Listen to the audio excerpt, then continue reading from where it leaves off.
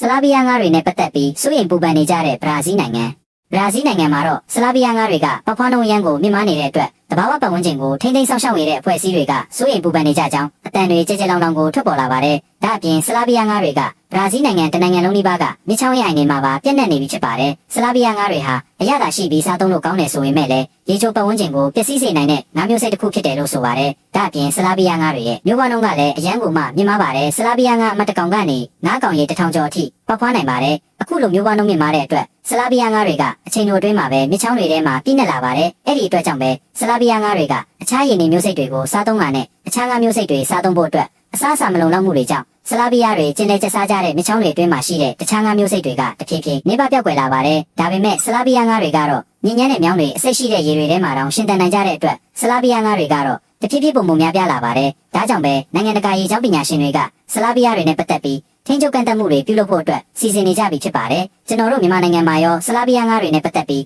ထိန်းချုပ်ကန့်သတ်မှုတွေပြုလုပ်တင်တယ်လို့ထင်ပါသလား